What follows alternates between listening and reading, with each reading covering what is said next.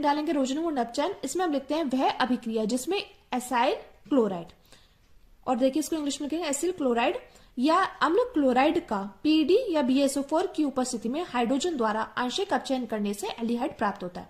इस अभिक्रिया को रोजनमूड अपचयन कहते हैं। फिर से देखिए रोजनमूड अपचयन में क्या होता है, वह अभिक्रिया जिसमें एसाइल क्लोराइड या अम्ल क्लोराइड का पीडी या BSO4 की उपस्थिति में हाइड्रोजन द्वारा आंशिक अपचयन करने से एल्डिहाइड प्राप्त होता है। इस अभिक्रिया को रोजनमूड अपचयन कहते हैं। ठीक है फ्रेंड्स, अब हम यहाँ पर क्या करेंगे, हम यहाँ पर लिखेंगे रिएक्शन। ठीक है, अब हम क्या लेंगे, हम लेंगे एसाइल क्लोराइड।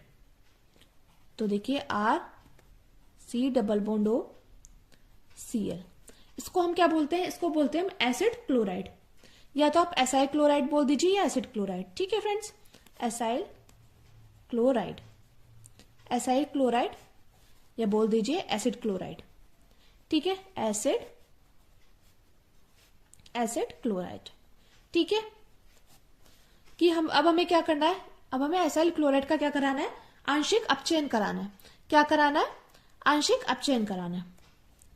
अपचयन किसकी उपस्थिति में होगा, हाइड्रोजन।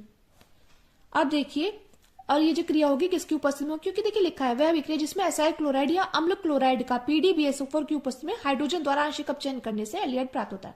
तो हाइड्रोजन द्वारा क्या आंशिक अपचयन करने से क्या होगा, हमारा एल्डिहाइड प्राप्त हो जाएगा। और किसकी उपस्थिति में होगी क्रिया, पीडी BSO4 की उपस्थिति में होगी क्रिया।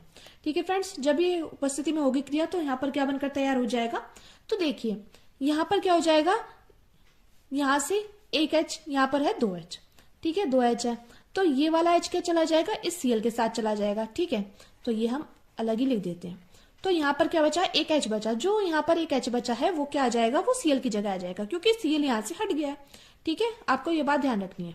तो R≡H, तो ये हमारा क्या बनकर तैयार हो गया है फ्रेंड्स, ये हमारा बनकर तैयार हो गया एल्डिहाइड।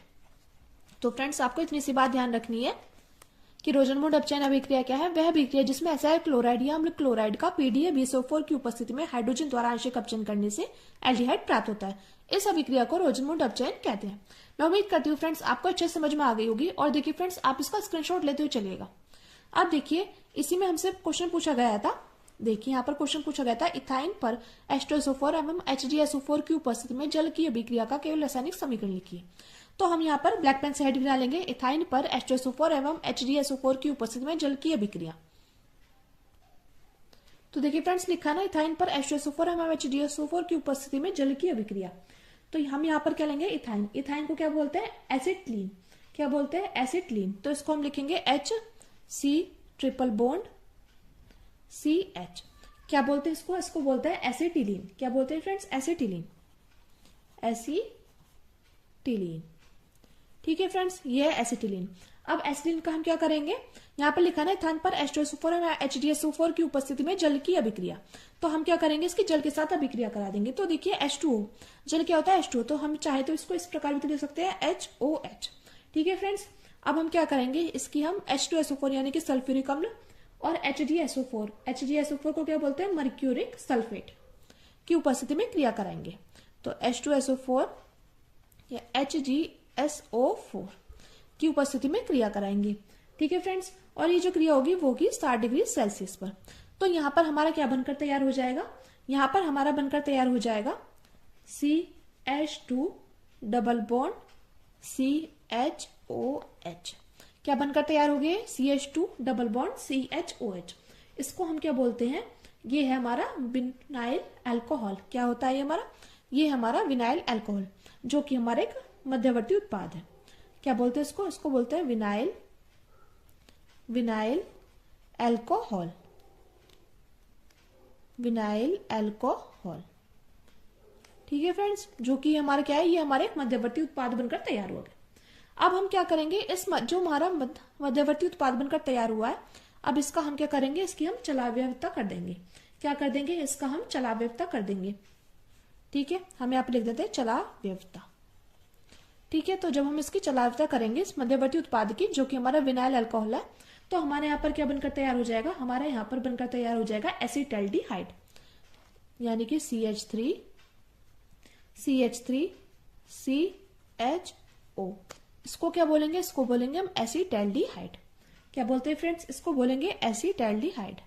और आप देखिए इसके नीचे नाम जरूर मेंशन करना है, एसीटैल्डिहाइड। ये हमारा एसीटैल्डिहाइड बनकर तैयार हुआ है। मैं उम्मीद करती हूँ फ्रेंड्स आपको अच्छे समझ में आ गया होगा। यहाँ पर देखिए हमने पहले की रोजनमूड अपचयन अभिक्रिया लिख दी है, उसके बाद हमसे बोला गया था इथाइन पर H2SO4 व HDSO4 की उपस्थिति में जल की अभिक्रिया। तो हमने यहाँ पर एसिटिलीन ले लिया, एसिटिलीन की हमने यहाँ पर जल के साथ अभिक्रिया कराई और किसकी उपस्थिति में हुई है क्रिया, H2SO4 HDSO4 की उपस्थिति में और 60 डिग्री सेल्सियस पर हुई है अभिक्रिया। तो हमारा बनकर तैयार हुआ विनाइल अल्कोहल, जो कि एक मध्यवर्ती उत्पाद था। अब ये मध्यवर्ती उत्पाद का हमने चलायता कर दिया, तो यहाँ पर CH3CHO बनकर तैयार हुआ, जो कि है एसीटैल्डिहाइड। मैं उम्मीद करती हूँ फ्रेंड्स आपको अच्छे समझ में आ गया होगा। तो चलिए अब हम अपने अगले क्वेश्चन की तरफ आगे बढ़ते हैं। अगला क्वेश्चन है प्रश्न नंबर 4 का खा पाठ। अभिक्रिया की आणविकता तथा अभिक्रिया की कोटि में अंतर उल्लेख कीजिए। अभिक्रिया H2+Cl2 एरो 2HCl शून्य कोटि की अभिक्रिया है, इस अभिक्रिया का वेग समीकरण लिखिए। तो देखिए फ्रेंड्स मोस्ट इंपॉर्टेंट क्वेश्चन है, और देखिए मैंने जितने पेपर सेट आपको कराए ना उनमें बार बार रिपीट होता हुआ क्वेश्चन है, यानी कि आप समझ लीजिए ये है हमारा ट्रेंडिंग क्वेश्चन। देखिए कोई भी ऐसा बोर्ड एग्जाम है ही नहीं केमिस्ट्री का जिसमें अभिक्रिया की आणविकता और कोटि में अंतर से क्वेश्चन न पूछा गया हो। आप 2025 के जितने पेपर सेट देखेंगे ना आपको अभिक्रिया की आणविकता और कोटि से प्रश्न देखने को जरूर मिलेंगे। तो फ्रेंड्स आप इसको अच्छे से तैयार कर लीजिएगा। तो देखिए हमें सबसे पहले क्या करना है, हमें सबसे पहले लिखना है अभिक्रिया की आणविकता तथा अभिक्रिया की कोटि में अंतर। तो सबसे पहले हम क्या करेंगे, एक साइड लिखेंगे अभिक्रिया की कोटि और एक साइड लिखेंगे अभिक्रिया की आणविकता। तो इसमें हम लिखते हैं फर्स्ट पॉइंट डाल करके, लिखते हैं यह अभिक्रिया के वेग समीकरण में अभिकारकों की सांद्रता के घातों के योग के बराबर होती है। क्या होती है, यह अभिक्रिया के वेग समीकरण में अभिक्रिया की सांद्रता अभिकारकों की सांद्रता के घातों के योग के बराबर होती है। सबसे पहले हमें जानना होगा अभिकारक क्या होता है। अभिकारक होते हैं जो समीकरण में इधर की साइड होते हैं, और उत्पाद क्या होते हैं जो समीकरण में एरो से इधर की साइड होते हैं, यानी कि लेफ्ट हैंड साइड पर होते हैं अभिकारक और राइट हैंड साइड पर होते हैं उत्पाद। ये बात आपको अच्छे से ध्यान रखनी है, ठीक है फ्रेंड्स। तो अभिक्रिया की कोटि क्या है, यह अभिक्रिया के वेग समीकरण में अभिकारकों की सांद्रता के घातों के योग के बराबर होते हैं, यानी कि ये A+2B एरो AB2।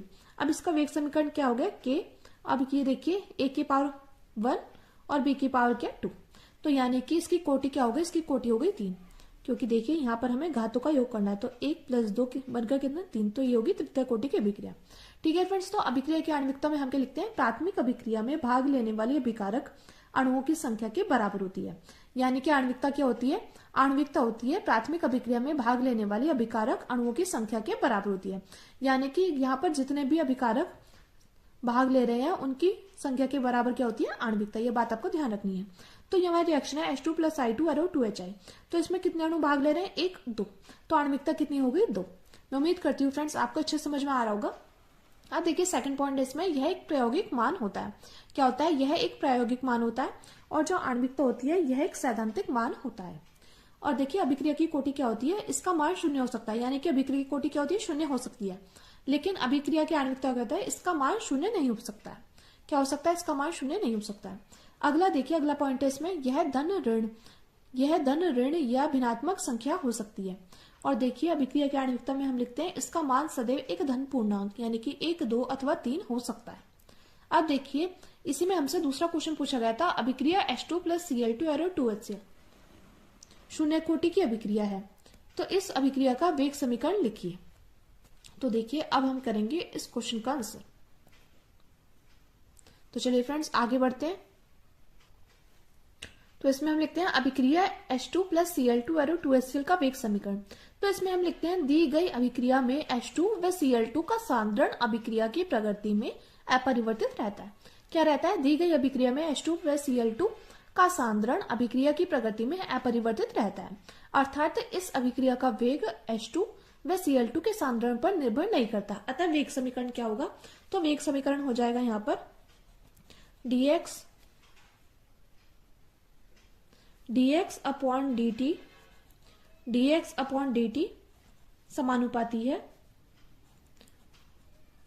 H2 की घात 0 के और Cl2 की घात 0 के।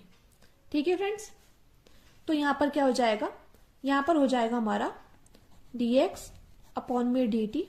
तो देखिए ये क्या था, समानुपाती। जब हम इसको बराबर करेंगे तो यहां पर क्या आ जाएगा, यहां पर आ जाएगा k, तो यहां पर हो जाएगा H2 की घात 0 प्लस Cl2 की घात 0। तो यही हमारा क्या है, यही हमारा इस अभिक्रिया का वेग समीकरण है। मैं उम्मीद करती हूँ फ्रेंड्स आपको अच्छे समझ में आ गया होगा। तो देखिए अभिक्रिया H2 plus Cl2 arrow 2HCl का वेग समीकरण। तो हम यहाँ पर लिखते हैं दी गई अभिक्रिया में H2 व Cl2 का सांद्रण अभिक्रिया की प्रगति में अपरिवर्तित रहता है, अर्थात इस अभिक्रिया का वेग H2 व Cl2 के सांद्रण पर निर्भर नहीं करता। अतः वेग समीकरण होगा dx/dt समानुपाती है H2 की पावर 0 और Cl2 की पावर 0। तो ये हो जाएगा dx/dt इजिकल टू k और H2 की पावर 0 Cl2 की पावर 0। तो ये हमारा वेग समीकरण निकल कर आ गया। मैं उम्मीद करती हूँ फ्रेंड्स आपको अच्छे समझ में आ गया होगा और आप इसका स्क्रीनशॉट भी अच्छे से लेकर चल रहे होंगे। अब देखिए अगला क्वेश्चन हमारा प्रश्न नंबर 4 का ग, सेल के विशिष्ट प्रतिरोध तथा चालकत्व की परिभाषा लिखिए। तो हम यहाँ पर लिखते हैं विशिष्ट प्रतिरोध, ब्लैक पेन से हेडिंग डालते हैं विशिष्ट प्रतिरोध। तो इसमें हम लिखते हैं किसी पदार्थ के एकांक लंबाई और एकांक अनुप्रस्थ काट क्षेत्रफल वाले तार का प्रतिरोध उस पदार्थ का विशिष्ट प्रतिरोध कहलाता है। यह पदार्थ की प्रकृति पर निर्भर करता है। तो विशिष्ट प्रतिरोध क्या होता है, किसी पदार्थ के एकांक लंबाई और एकांक अनुप्रस्थ काट क्षेत्रफल वाले तार का प्रतिरोध उस पदार्थ का विशिष्ट प्रतिरोध कहलाता है। यह पदार्थ की प्रकृति पर निर्भर करता है। ठीक है फ्रेंड्स, अब देखिए बात आती है इसकी सूत्र की। तो उसका सूत्र होता है rho is equal to R into A/L, जहां पर R क्या है, R प्रतिरोध है, L क्या है, L लंबाई है और A क्या है, A अनुप्रस्थ काट का क्षेत्रफल है। और बात करते हैं इसके मात्रक की। तो उसका मात्रक क्या है, मात्रक होता है इसका ओम इंटू मीटर। अब देखिए फ्रेंड्स डायरेक्टली आपसे इसका मात्रक भी पूछ लिया जाता है, MCQ में आपसे इसका मात्रक भी पूछ लेते हैं। तो आपको क्या करना है, आपको देखिए इसका सूत्र भी अच्छे से पता होना चाहिए और इसका मात्रक भी अच्छे से पता होना चाहिए। ठीक है फ्रेंड्स, मैं उम्मीद करती हूँ फ्रेंड्स आपको अच्छे समझ में आ रहा होगा। अब देखिए अब आगे बढ़ते हैं, अब देखते हैं चालकत्व क्या होता है। तो देखिए फ्रेंड्स अब हम ब्लैक पेन से हेडिंग डालेंगे चालकता, और इसमें हम लिखेंगे किसी पदार्थ की वह क्षमता जिससे वह वैद्युत धारा को अपने अंदर से आसानी से प्रवाहित होने देती है चालकता कहलाती है, और यह विशेष प्रतिरोध का व्युत्क्रम होती है। तो देखिए बात करें इसके सूत्र की, इसका सूत्र होता है सिग्मा इजिकल टू 1/ρ के। बात करें मात्रक की, मात्रक होता है इसका सीमेंस प्रति मीटर। ठीक है, चाहे तो आप इसको साइमन प्रति मीटर भी लिख सकते हैं। मैं उम्मीद करती हूँ फ्रेंड्स आपने इसका स्क्रीनशॉट अच्छे से ले लिया होगा। तो चलिए अब देखते हैं हम अपने अगले क्वेश्चन को, जो कि है प्रश्न नंबर 4 का ग। तो देखिए प्रश्न नंबर 4 के ग में हमसे पूछा गया है ब्रोमो बेंजीन की तुलना में ब्रोमो एथीन का ब्रोमीन परमाणु अधिक अभिक्रियाशील क्यों होता है। शुष्क ईथर की उपस्थिति में ब्रोमो एथीन पर सोडियम की अभिक्रिया का केवल रासायनिक समीकरण लिखिए। तो देखिए फ्रेंड्स मोस्ट इंपॉर्टेंट क्वेश्चन है। तो देखिए ब्रोमो बेंजीन की तुलना में ब्रोमो एथेन का ब्रोमीन परमाणु अधिक अभिक्रियाशील क्यों होता है। शुष्क ईथर की उपस्थिति में ब्रोमो एथेन पर सोडियम की अभिक्रिया का केवल रासायनिक समीकरण लिखिए। तो इसमें हम लिखते हैं ब्रोमो एथेन। तो ब्रोमो एथेन का सूत्र क्या होता है, ये होता है CH3CH2Br, या आप चाहे तो इसको लिख सकते हैं C2H5Br। तो ब्रोमो एथेन CH3CH2Br का ब्रोमीन परमाणु ब्रोमो बेंजीन से ज्यादा अभिक्रियाशील होता है। और ब्रोमो बेंजीन क्या होता है, ब्रोमो बेंजीन होता है C6H5Br, ठीक है, से ज्यादा विक्रियशील होता है क्योंकि ब्रोमो बेंजीन में ब्रोमीन बेंजीन रिंग के sp2 कार्बन से जुड़ा होता है और अनुनाद के कारण CBr बंध मजबूत होता है, जबकि ब्रोमो एथेन में यह sp3 कार्बन से जुड़ा होता है जिससे CBr बंध कमजोर होता है और आसानी से टूट जाता है, जिससे यह नाभिक स्नेही प्रतिस्थापन अभिक्रिया में अधिक क्रियाशील होता है। तो फ्रेंड्स आप चाहे तो इसका स्क्रीनशॉट भी ले सकते हैं। तो ब्रोमो एथेन हमसे क्वेश्चन में क्या पूछा गया था, क्वेश्चन में पूछा गया था ब्रोमो बेंजीन की तुलना में ब्रोमो एथेन का ब्रोमीन परमाणु अधिक अभिक्रियाशील क्यों होता है। तो इसका आंसर हमने लिखा है ब्रोमो एथेन का ब्रोमीन परमाणु ब्रोमो बेंजीन से ज्यादा अभिक्रियाशील होता है क्योंकि ब्रोमो बेंजीन में ब्रोमीन बेंजीन रिंग के sp2 कार्बन से जुड़ा होता है और अनुनाद के कारण CBr बंध मजबूत होता है, जबकि ब्रोमो एथेन में यह sp3 कार्बन से जुड़ा होता है जिससे CBr बंध कमजोर होता है और आसानी से टूट जाता है, जिससे यह नाभिक स्नेही प्रतिस्थापन अभिक्रिया में अधिक क्रियाशील होता है। अब चलिए आगे देखते हैं। अब देखिए इसी में हमसे दूसरा क्वेश्चन पूछा गया है। अब देखिए इसी क्वेश्चन में हमसे पूछा गया था ब्रोमो एथेन जब सोडियम धातु के साथ शुष्क ईथर की उपस्थिति में क्रिया करता है तो क्या प्राप्त होता है। तो देखिए बात करें ब्रोमो एथेन की, तो ये होता है C2H5Br। क्या होता है ये C2H5Br, इसको बोलते हैं ब्रोमो एथेन। तो आप चाहे तो इसको यहां पे भी लिख सकते हैं ब्रोमो एथेन। ठीक है फ्रेंड्स, तो ब्रोमो एथेन किसके साथ क्रिया करेगा, सोडियम धातु के साथ, और ये जो क्रिया होगी, ये क्रिया किसकी उपस्थिति में होगी? तो ये क्रिया होगी हमारे शुष्क ईथर की उपस्थिति में। किसकी उपस्थिति में क्रिया होने वाली है? तो ये क्रिया होने वाली है शुष्क ईथर की उपस्थिति में। ठीक है फ्रेंड्स, और देखिए हमें यहाँ पर क्या करना होगा, हमें यहाँ पर सोडियम के 2 अणु लेने होंगे और 2 अणु ही हम लेंगे यहाँ पर ब्रोमोएथेन के। ठीक है, तो देखिए जब हमने यहाँ पर सोडियम के 2 अणु लिए हैं तो यहाँ से क्या हो जाएगा, यहाँ से ये Br के साथ चला जाएगा, तो यहाँ पर बन जाएगा हमारा 2NaBr। ठीक है फ्रेंड्स, ये हमारा बन गया सोडियम ब्रोमाइड। और देखिए और क्या बचता है, यहाँ पर बचता है 2C2H5। तो हम चाहे तो इसको लिख सकते हैं C2H5 सिंगल बॉन्ड C2H5। तो ये हमारा कंपाउंड क्या बनकर तैयार हुआ है, ये हमारा बनकर तैयार हुआ है ब्यूटेन। ब्यूटेन। तो देखिए ब्रोमोएथेन की हम सोडियम धातु के साथ और शुष्क ईथर की उपस्थिति में क्रिया कराएंगे तो हमारा क्या बनकर तैयार हो गया है, हमारा बनकर तैयार हो गया है ब्यूटेन और सोडियम ब्रोमाइड। अब फ्रेंड्स आपको बताना है ये हमारी कौन सी नेमिंग रिएक्शन है, यानी कि आपको कमेंट करके बताना है ये हमारी कौन सी नेमिंग रिएक्शन है, और मैं वीडियो के लास्ट में आपको जरूर बताऊंगी ये हमारी कौन सी नेमिंग रिएक्शन है। अब देखिए ये आपका टेस्ट है कि आपको नेमिंग रिएक्शन अच्छे से आई हुई है या नहीं आई हुई है। और देखिए ये वो वाली नेमिंग रिएक्शन है जो कि हर साल पूछी जाती है। तो ब्रोमोएथेन की सोडियम धातु के साथ शुष्क ईथर के उपस्थिति में क्रिया कराने पर ब्यूटेन प्राप्त हुआ और सोडियम ब्रोमाइड बनकर तैयार हो गया। तो फ्रेंड्स आप कमेंट करके जरूर बताइएगा कि क्वेश्चन नंबर 4 के घ का ये वाली नेमिंग रिएक्शन है। अब देखिए अगला क्वेश्चन हमसे इसमें पूछा गया था प्रश्न नंबर 5 का पार्ट। अब देखिए काम में भी फर्स्ट पार्ट में हमसे पूछा गया एमीन किसे कहते हैं, प्राथमिक एमीन, द्वितीयक एमीन तथा तृतीयक एमीन में विभेद के लिए परीक्षण लिखिए। तो हम यहाँ पे लिखते हैं एमीन। तो NH3 के 1, 2 या तीनों हाइड्रोजन परमाणु को एल्किल या एरिल समूह द्वारा विस्थापित करने से प्राप्त व्युत्पन्न को एमीन कहते हैं। तो एमीन को क्या कहते हैं, NH3 के 1, 2 या तीनों हाइड्रोजन परमाणुओं को एल्किल या एरिल समूह द्वारा विस्थापित करने से प्राप्त व्युत्पन्न को एमीन कहते हैं। और बात करें इसके उदाहरण की, तो इसके उदाहरण हम यहाँ पर लिखते हैं, यहाँ पर देखिए इसका उदाहरण लिखते हैं हम एल्किल, फर्स्ट में एल्किल एमीन एलिफेटिक एमीन कहलाते हैं। वो कैसे, तो यहाँ पर देखिए यहाँ पर हम लेंगे अमोनिया। तो हम जानते हैं अमोनिया का जो सूत्र होता है वो होता है NH3, लेकिन हम चाहे तो इसको कुछ इस प्रकार भी तो लिख सकते हैं ना। हमने लिख दिया अमोनिया को इस प्रकार, इसके पास है लोन पेयर इलेक्ट्रॉन। ठीक है, ये क्या है, ये है अमोनिया, इसके साथ क्या है, इसके पास है लोन पेयर इलेक्ट्रॉन। ठीक है, अब हम क्या करेंगे, यहां पर क्या होगा, अब इस अमोनिया से यहां पर क्या होगा, एक हाइड्रोजन क्या होगा, एक हाइड्रोजन विस्थापित हो जाएगा, यानी कि हट जाएगा और क्या जुड़ जाएगा, यहां पर जुड़ जाएगा, ये देखिए यहां पर एल्किल जुड़ जाएगा और हाइड्रोजन क्या हो जाएगा, माइनस हो जाएगा। तो यहां पर क्या बनकर तैयार हो जाएगा, R lone pair electron H। तो ये जो हमारा बनकर तैयार हुआ इसको क्या बोलेंगे, इसको बोलेंगे एल्किल एमीन, या हम इसको 1 डिग्री एमीन भी बोल देंगे। ठीक है, 1 डिग्री एमीन। ठीक है, इसी प्रकार देखिए अब इसमें क्या होगा, इसमें हाइड्रोजन क्या हो जाएगा, माइनस हो जाएगा और एक एल्किल जुड़ जाएगा। तो ये क्या हो जाएगा, ये हो जाएंगे हमारा 2 डिग्री एमीन, जिसको हम द्वितीयक एमीन भी बोल देते हैं। ठीक है, इसको बोलेंगे 2 डिग्री एमीन। इसी प्रकार देखिए यहां पर एक हाइड्रोजन क्या हो जाएगा, विस्थापित हो जाएगा और एक एल्किल आकर जुड़ जाएगा। तो ये हो जाएगा RN लोन पेयर इलेक्ट्रॉन, ये इसको हम क्या बोलेंगे, इसको हम बोलेंगे 3 डिग्री एमीन। क्या बोलेंगे फ्रेंड्स, इसको हम बोलेंगे 3 डिग्री एमीन। मैं उम्मीद करती हूँ आपको अच्छे समझ में आ गया होगा। अब देखिए सेकंड हम इसमें लिखते हैं एरिल। एरिल को क्या बोलते हैं, फेनिल, फेनिल या फिनाइल। ठीक है, फेनिल एमीन को एरोमेटिक एमीन कहते हैं। वो कैसे, तो देखिए यहां पर भी हमने क्या लिया, अमोनिया ले लिया। ठीक है, अमोनिया को हमने इस प्रकार लिख दिया। तो देखिए ये अमोनिया है, अब इस अमोनिया में क्या होगा, एक फेनिल आकर जुड़ जाएगा। क्या आकर जुड़ जाएगा, एक फेनिल आकर जुड़ जाएगा और हाइड्रोजन क्या हो जाएगा, यहाँ पर विस्थापित हो जाएगा। ठीक है, यानी C6H5 आकर जुड़ गया और हाइड्रोजन क्या हो गया, माइनस हो गया।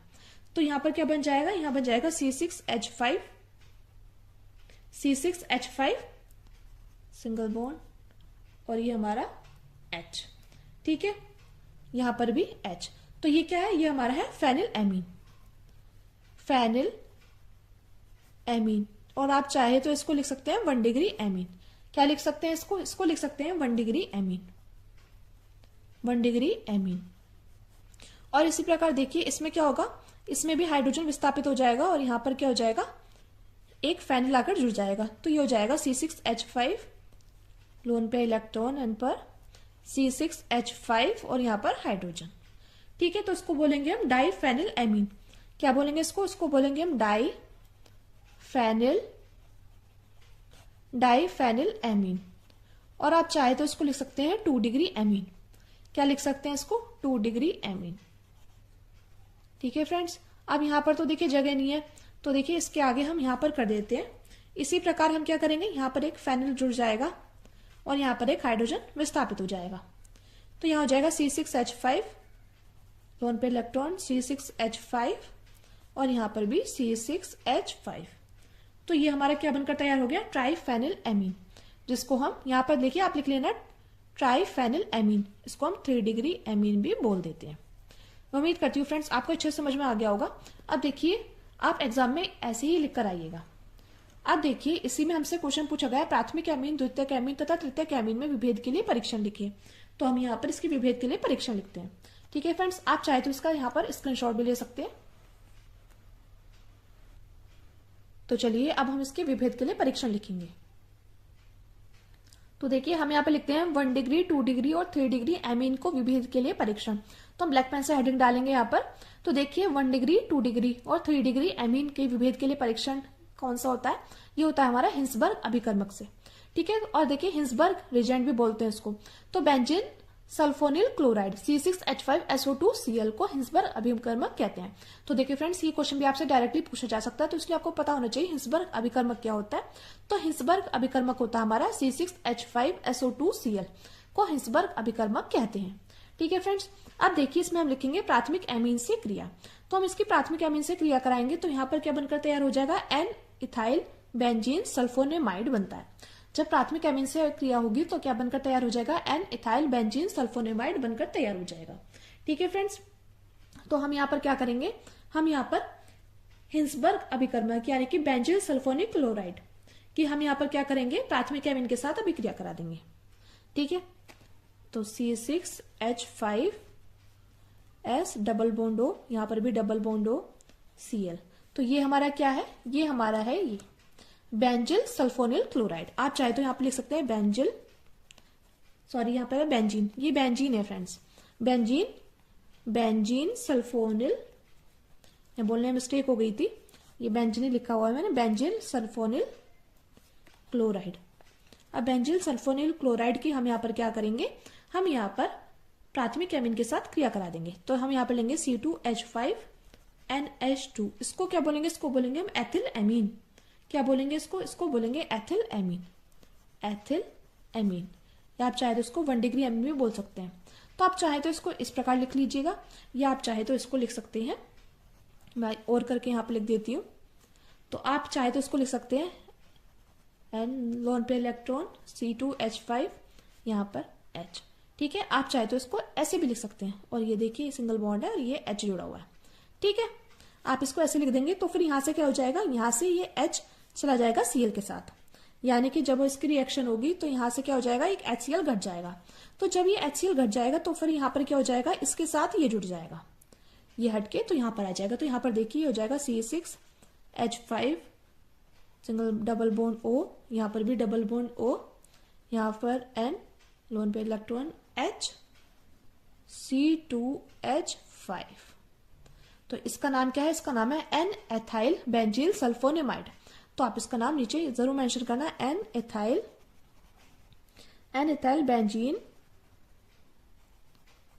Sulphonamide, sulfonamide. और फ्रेंड्स एक बात और, ये क्या है, ये क्षार में विलय है, ये बात आपको ध्यान रखनी है। एन इथाइल बेंजीन सल्फोनेमाइड क्या है, ये क्षार में विलय है। अब देखिए बात आती है द्वितीयक एमीन की। तो अब हम क्या करेंगे, इसके द्वितीयक एमीन के साथ अभिक्रिया करेंगे। तो जब हम इसके द्वितीयक एमीन के साथ अभिक्रिया कराएंगे तो यहाँ पर बनकर तैयार हो जाएगा N N diethyl benzene sulfonamide बनता है। तो देखिए हम यहाँ पर क्या करेंगे, हम यहाँ पर बेंजीन सल्फोनिल क्लोराइड की क्रिया करा देंगे। तो C6H5S double bond O Cl किसके साथ क्रिया कराएंगे, तो ये कराएंगे हम द्वितीयक एमीन के साथ। तो ये हो जाएगा C2H5, यहाँ पर भी C2H5। तो इसी प्रकार देखिए ये H के साथ इसके साथ चला जाएगा, तो ये हो जाएगा -HCl। और इसका नाम क्या है, इसका नाम है diethylamine, diethylamine. ठीक है फ्रेंड्स, तो देखिए जब ये इसके साथ चला गया तो फिर यहाँ पर ये हटके ये यहाँ पर आ जाएगा, तो ये जाएगा C6H5S डबल बॉन्ड O, यहाँ पर भी S डबल बॉन्ड O, यहाँ पर नॉन पेयर इलेक्ट्रॉन, यहाँ पर C2H5, यहाँ पर C2H5। तो इसका नाम क्या है? इसका नाम है NN di ethyl benzene sulphonamide. तो देखिए फ्रेंड्स, आप इसका नाम यहाँ पर नीचे जरूर मेंशन करना। मैं उम्मीद करती हूँ फ्रेंड्स आपको अच्छे समझ में आते जा रहे होंगे। अब देखिए, अब हम करेंगे तृतीयक एमीन से क्रिया। तो हम यहाँ पर लिखेंगे कोई अभिक्रिया नहीं होती, तो benzene sulphonyl chloride, benzene sulphonyl chloride की हम यहाँ पर क्या करा देंगे? हम यहाँ पर तृतीयक एमीन के साथ क्रिया करा देंगे। ठीक है, तो C2H5N lone pair electron C2H5 और यहाँ पर C2H5। ठीक है फ्रेंड्स, तो यहाँ पर क्या है? ये इसका नाम है ट्राई इथाइल एमीन, इसका नाम है ट्राई इथाइल एमीन। तो जब इसके साथ क्रिया होगी तो फिर यहाँ पर कोई अभिक्रिया नहीं होगी, कोई अभिक्रिया नहीं होगी। ये बात आपको ध्यान रखनी है, कोई अभिक्रिया नहीं होगी। ठीक है, क्योंकि यहाँ पर हाइड्रोजन ही नहीं है, जो इस Cl के साथ ये चला जाता, तो तृतीयक एमीन के साथ क्या होगा? कोई अभिक्रिया नहीं होगी। बाकी द्वितीयक एमीन के साथ अभिक्रिया होगी तो एनएल डाइथाइल बेंजीन सल्फोनेमाइड बनकर तैयार हो जाएगा, और अगर प्राथमिक एमीन के साथ अभिक्रिया होगी तो एन एथाइल बेंजीन सल्फोनेमाइड बनकर तैयार हो जाएगा। तो फ्रेंड्स, आप चाहे तो इसका इतना स्क्रीनशॉट भी ले सकते हैं। चलिए अब देखते हैं हम इसके अगले पार्ट को, जो कि है, अब देखिए फ्रेंड्स, इसी में अगला पार्ट हमसे पूछा गया था। तो देखिए ये भी डायरेक्टली हमसे 2 मार्क्स का पूछा गया था। इसमें हमें दो क्वेश्चन दिए गए हैं, एक एक्स पार्ट एक वाई पार्ट। तो इसमें देखिए जो एक्स पार्ट है, सबसे पहले हम उसका आंसर लिखेंगे। तो इसमें पूछा गया एथेनेमीन पर HCl की अभिक्रिया। तो हमें क्या करें? हम यहाँ पर ब्लैक पेन से हेडिंग डालेंगे एथेनेमीन पर HCl की अभिक्रिया।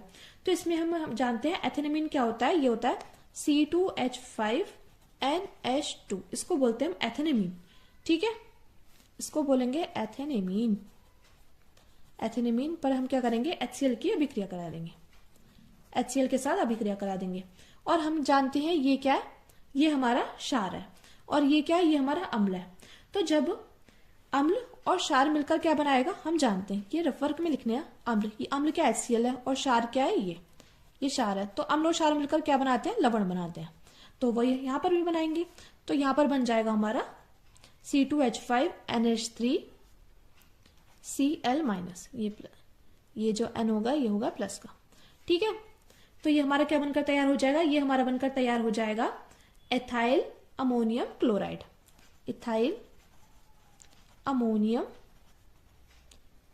अमोनियम क्लोराइड बनकर तैयार हो गया। मैं उम्मीद करती हूँ फ्रेंड्स आपको अच्छे समझ में आ गया होगा। जब एथेनेमीन पर HCl की अभिक्रिया हुई तो हमारा क्या बनकर तैयार हो गया? हमारा बनकर तैयार हुआ एथेनेमीन पर जब हमने HCl की क्रिया कराई तो हमारा एथिल अमोनियम क्लोराइड बनकर तैयार हो गया। एथिल अमोनियम क्लोराइड बनकर तैयार हो गया, यानी कि C2H5NH3Cl बनकर तैयार हो गया। अब देखिए इसी में हमसे वाई पार्ट में पूछा गया था एनिलीन पर सोडियम नाइट्राइड NaNO2 एवं तनु HCl की 0 डिग्री सेल्सियस ताप पर अभिक्रिया के रासायनिक समीकरण लिखिए। तो हम यहाँ पर लिखते हैं एनिलीन पर सोडियम नाइट्राइड NaNO2 एवं तनु HCl की 0 डिग्री सेल्सियस ताप पर अभिक्रिया के रासायनिक समीकरण। तो देखिए हम जानते हैं एनिलीन का सूत्र क्या होता है? C6H5NH2, या हम चाहे तो इसको बेंजीनिंग पर NH2 भी लिख देते हैं। ये क्या है? ये है एनिलीन। क्या है ये? एनिलीन। तो इस एनिलीन की क्या करेंगे हम? सोडियम नाइट्राइड के साथ क्रिया करा देंगे। NaNO2 को बोलते हैं सोडियम नाइट्राइड। और देखिए फ्रेंड्स, जब भी आप रासायनिक समीकरण लिखिए ना तो इसके नीचे नाम जरूर मेंशन करना, क्योंकि अगर आपने नाम मेंशन नहीं किया तभी आपको पूरे में से पूरे मार्क्स नहीं मिलेंगे। तो इसके लिए आपको नाम जरूर मेंशन करना है। अब देखिए एनिलीन की सोडियम नाइट्राइड और किसके साथ क्रिया करानी है? HCl के साथ क्रिया करानी है। और HCl क्या है? तनु। तो हम यहाँ पर क्या करेंगे? हम यहाँ पर HCl के दोनों ले लेंगे और ये क्रिया होगी 0 डिग्री सेल्सियस पर। तो यहाँ पर क्या बनकर तैयार हो जाएगा? तो देखिए यहाँ से क्या होगा? यहाँ से चला जाएगा 2H2, 2H ये और एक O, तो 2H2 हट जाएगा यहाँ से। ठीक है, ये चला गया। उसके बाद Na के साथ क्या चला गया? Cl चला गया। तो NaCl, यानी कि यहाँ पर क्या है? यहाँ पर जो 2H थे वो तो चले गए। ठीक है, Cl यहाँ पर 2 थे, तो यहाँ से क्या हुआ? एक Cl यहाँ पर बचता है। कितना Cl बचेगा? एक Cl बचेगा। ये वाला Cl बच रहा है, क्योंकि यहाँ पर 2 Cl थे, एक Cl हमने यहाँ पर ले लिया। ठीक है, और इसी प्रकार यहाँ पर देखिए यहाँ से Na चला गया है, यहां से Na चला गया, लेकिन यहाँ पर क्या है, और यहां से हमारा ऑक्सीजन भी चला गया, यहां से हमारा ऑक्सीजन भी चला गया, तो यहाँ पर N बचता है, यहाँ पर N बचता है, एक Cl बचता है, और क्या बचता है, और देखिए, और यहां से हमारा H2 भी चला गया, क्योंकि ये है ना 2H2 यानी कि 4 हाइड्रोजन, तो यहाँ पर एक N ये और Cl ये, तो हमारे यहाँ पर क्या बनकर तैयार हो जाएगा, हमारा यहाँ पर बनकर तैयार हो जाएगा N2Cl, जिसका नाम है benzene diazonium chloride. Benzene die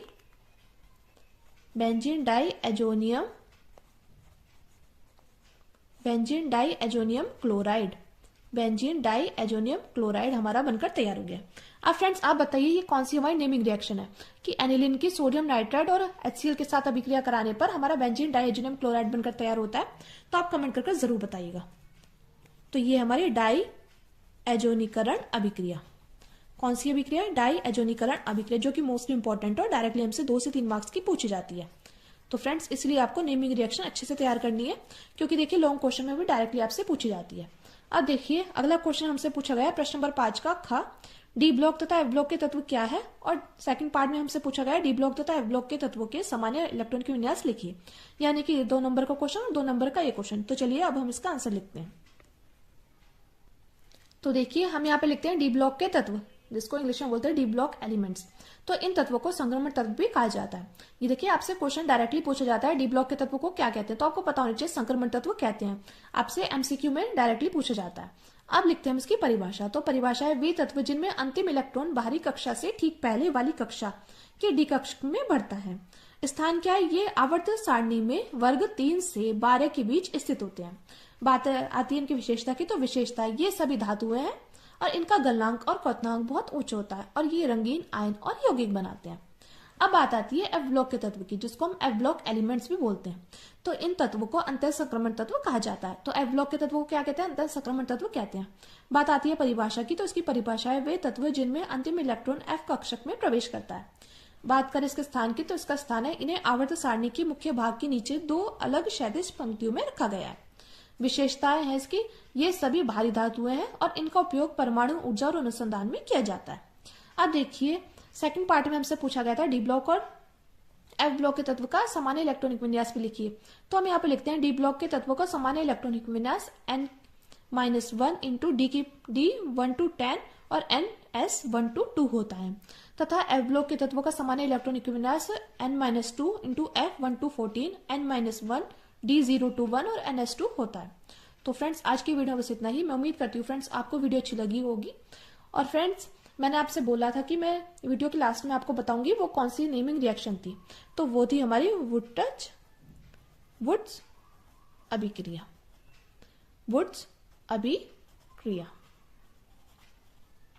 और फ्रेंड्स आपको नेमिंग रिएक्शन अच्छे से पता होनी चाहिए, क्योंकि आपसे डायरेक्टली पूछी जाती है और ये मोस्ट इंपॉर्टेंट है वुड्स अभिक्रिया, जो कि आपसे हर साल पूछी जाती है। तो चलिए फ्रेंड्स मिलते हैं नेक्स्ट वीडियो में। Thank you, thanks for watching. और हाँ फ्रेंड्स आप इस वीडियो को ज्यादा से ज्यादा लोगों में शेयर जरूर करना, और अगर आप हमारे चैनल पर नए हैं तो प्लीज चैनल को सब्सक्राइब कर लीजिएगा और वीडियो को लाइक शेयर कमेंट करना मत भूलिएगा। Thank you, thanks for watching. मिलते हैं नेक्स्ट वीडियो में।